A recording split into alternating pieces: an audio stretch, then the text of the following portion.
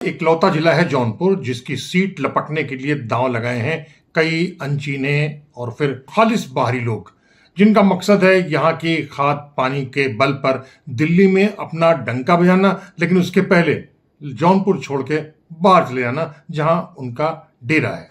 फिलहाल 2 लोग हैं, लेकिन इस हालत में त्रिशंकु की तरह लटके हैं स्थानीय नेता और घुग्गू बने हैं मतदाता। वोट तो ईवीएम में अभी बंद है, लेकिन नतीजा हर शख्स को पता है। हालात तो शातिर सट्टा बाजार जैसा बन गया है यहाँ। जी हाँ, अजब हालत है जौनपुर की। बसपा तो यहां से अब शायद हमेशा हमेशा के लिए विदा होने जा रही है, लेकिन सीधी लड़ाई है केवल भाजपा और समाजवादी पार्टी के बीच।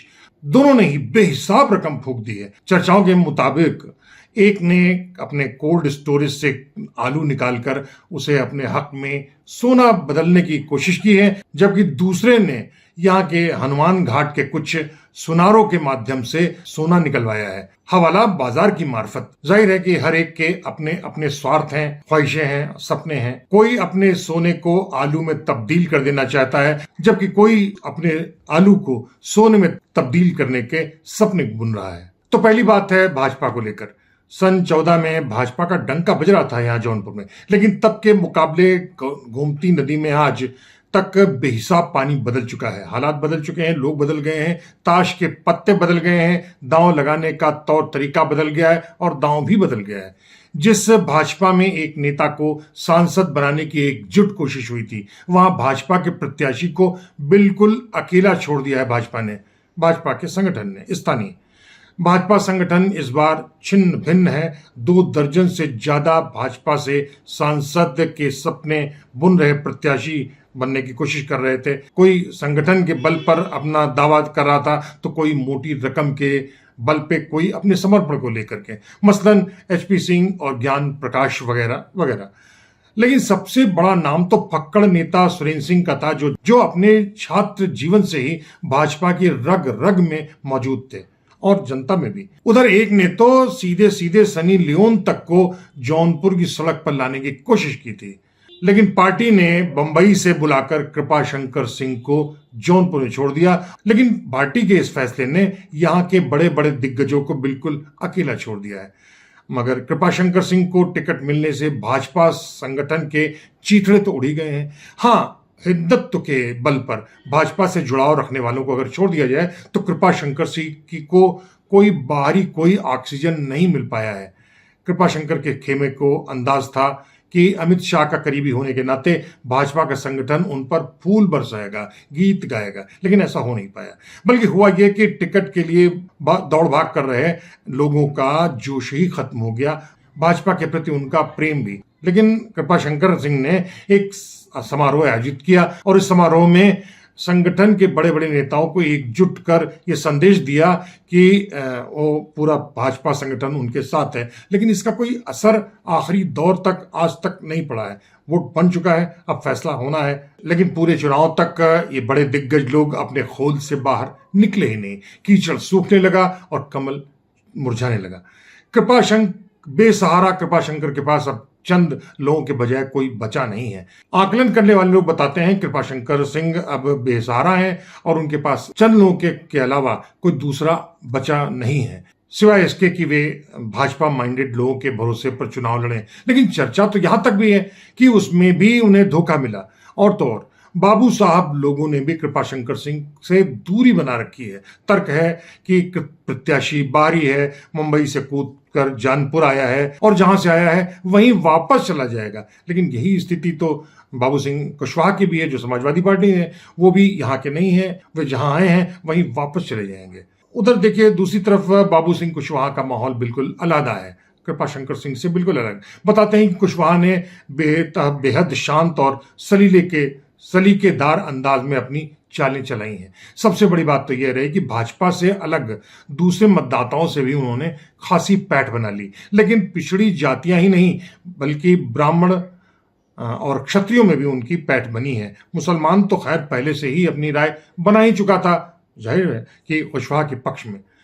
हैरत की बात है कि इस बार बाहुबली धनंजय सिंह बुरी तरह अपने ही मुंह की खा गए हैं। सरकारी काम में जुटी कंपनी के लोगों से उगाही करने और मारपीट करने में के मामले में 7 बरस की जेल जाने के बाद पहले ही धनंजय सिंह ने ऐलान कर दिया था कि धनंजय सिंह इस चुनाव को अपने पक्ष में तब्दील कर देंगे। इसके लिए उन्होंने अपनी पत्नी श्रीकला को चुनाव मैदान से उतार दिया। पार्टी की थी बहुजन समाज पार्टी। जेल में रहकर के धनंजय सिंह ने बसपा से ये टिकट अपनी पत्नी को दिलवा दिया। कहने की जरूरत नहीं कि यह फैसला धनंजय सिंह की किस्मत को बदलने के लिए काफी था, लेकिन भाजपा की गोद में बैठी बहुजन समाज पार्टी ने ऐन वक्त पर धमका दिया। लेकिन अपने सुनहरे ख्वाबों के 7वें आसमान से बहुजन समाज पार्टी की मायावती ने उनको एक धक्का देकर के बिल्कुल जमीन पर ला खड़ा कर दिया।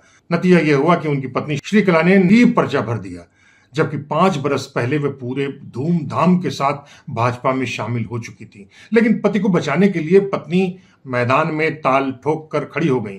उन्हें उम्मीद थी कि बसपा का पूरा वोट बैंक के साथ ही साथ धनंजय सिंह के तकरीबन 1.5-2 लाख समर्थकों के वोट भी उन्हें बेधड़क मिल जाएंगे और इस तरह उनका किला फतह हो जाएगा। लेकिन अपने ख्वाबों के लिए 7वें आसमान पर मुदित धनंजय सिंह को अचानक जबरदस्त झटका हुआ और बहुजन समाज पार्टी की मायावती ने श्रीकला का टिकट खारिज कर उन्हें धक्का देकर जमीन में डाल दिया। इतना ही नहीं, धनंजय सिंह को भय था कि इस बार अगर कृपाशंकर सिंह चुनाव में जीते तो फिर धनंजय सिंह का भविष्य हमेशा हमेशा के लिए अंधकारमय हो जाएगा, क्योंकि उसके बाद तो कृपाशंकर सिंह का खानदान जौनपुर की राजनीति में उनको सिर उठाने लायक कभी छोड़ा नहीं, किसी कोने पर नहीं छोड़ेगा। और फिर धनंजय सिंह ही क्यों, भाजपा के सभी बड़े बड़े दिग्गज लोग भी इसी आशंका से तरतर कांप रहे थे, कहीं उनका पत्ता हमेशा हमेशा के लिए न कट जाए। लेकिन वह कापुरुष और नपुंसक ही बने रहे, दावादारी की अपनी पत्नी के माध्यम से धनंजय सिंह। लेकिन धनंजय सिंह इस आशंका को खारिज करने लायक जमीन रखते थे। उनकी उम्मीद जायज थी, लेकिन ऐन वक्त पर वो गच्चा खा गए। हुआ यह कि भाजपा ने धनंजय सिंह पर एक ऐसा दांव मारा जिसपे फंसकर धनंजय सिंह बिल्कुल बेदम होकर धराशायी हो गए। नतीजा यह हुआ कि जिस दमखम के साथ धनंजय सिंह के खेमे ने अपनी धमक शुरू की थी, उसमें धनंजय सिंह चारों खाने चित। चर्चा यह है कि यह चाल चली थी अमित शाह ने और उसे तत्काल बेदम कर चुकी श्रीकला ने अपना चुनाव पर्चा चुपचाप वापस ले लिया। जाहिर है कि कृपाशंकर सिंह के पक्ष में ही ये हुआ। कहने की जरूरत नहीं कि अमित शाह और कृपाशंकर सिंह के करीबी रिश्ते मुंबई से, लेकिन चुनाव विश्लेषक समझते हैं कि इस चाल से न तो भाजपा का पलड़ा भारी हुआ, न अमित शाह को कोई खास लाभ मिल पाया और न ही कृपाशंकर सिंह को कोई ऑक्सीजन सिलेंडर।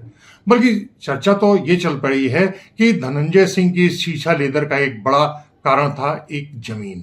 हालांकि कई बार दौलती की कोशिशों के बावजूद धनंजय सिंह ने फोन नहीं उठाया, इसलिए उनका पक्ष नहीं सामने आया है। लेकिन चल रही बातों के मुताबिक लखनऊ में सुल्तान रोड पर एक बड़ी जमीन खरीदी गई थी। बताते हैं कि यह जमीन यूपी की राजनीति में बेहद बदनाम और अस्पृश्य यानी अछूत स्तर के बदनाम हो चुके गायत्री प्रजापति की थी, जिसे बाहुबली धनंजय सिंह के ग्रुप ने खरीदा है। एक सूत्र बताते हैं कि यह कई अरब की कीमत वाली जमीन है, जिसे पहली बार नोएडा के एक बिल्डर ने खरीदा, लेकिन बाद में श्रीकला के नाम से, संभवतः उसी उनके नाम पे, उससे काफी कम दाम पर खरीद लिया गया। बताते हैं कि भाजपा कृपाशंकर को मजबूत करने के लिए हर तरह की कोशिश कर रही थी। उसे जब इस डील की खबर मिली तो अमित शाह ने इस डील का हवाला देते हुए श्रीकला और धनंजय ग्रुप के साफ कह दिया कि बेहतर है कि श्रीकला अपना नामांकन पत्र वापस कर लें। सच बात यह है कि इस बार बुरी तरह फंस गए धनंजय सिंह। भाजपा ने जो जाल फेंका, धनंजय सिंह चारों खाने चित्त हो गए।